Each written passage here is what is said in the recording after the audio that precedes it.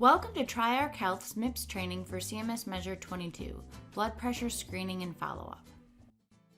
This is a percentage-based measure of all patients 18 years and older with a visit during 2022 who were screened for high blood pressure and recommended follow-up plan documented if patient's blood pressure is elevated or hypertensive.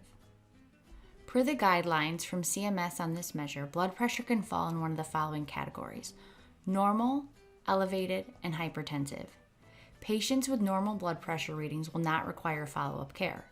Patients with an elevated or hypertensive reading will need PCP follow-up recommended and documented in the history module. This is a change for 2022. Previously, the recommendations for patients with elevated or hypertensive blood pressure was much more elaborate. CMS has simplified this measure for the 2022 reporting year for providers not treating the hypertensive episode. For providers treating the elevated or hypertensive episode, there are specific workflows which must be followed in order to increment this measure. For assistance with setup and workflow guidance, please reach out to your performance manager or the support desk. Today's demonstration is going to show you how to record the patient's blood pressure and document the PCP follow-up. For demonstration purposes, the past exam has been created, and now we're going to click on the Vitals Hot button to enter the patient's blood pressure. Each practice selects which vitals to record, so your screen may look a little bit different. So don't panic if your screen doesn't match what you see here. In the sitting blood pressure field, I'm going to add a blood pressure of 125/85 and then click the Save and Close Hot button to return back to the patient's exam. Because the patient's blood pressure is outside the normal range, our specialty provider has recommended PCP follow-up, and this is documented in the history module.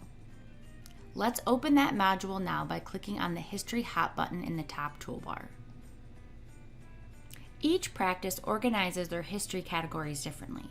In this demonstration, PCP follow-up is in the Health Maintenance Screening category. I'll left-click now on that category. From here, I'll double-click on BP Outside Normal Limits, PCP follow-up to add it to the patient's chart. Now we need to enter an occur date in order to increment this measure on the dashboard, and I'll select today's date. And that's it. Patient's blood pressure has been documented and follow-up has been noted in the patient's chart.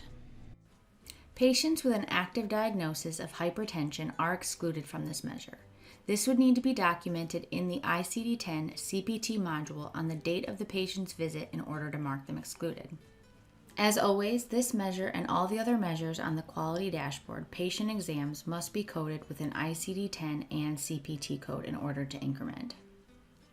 For more information on this measure, please see our QEMR, blood pressure screening, and follow-up quick guide. Thanks for taking the time to watch, and please reach out with any questions.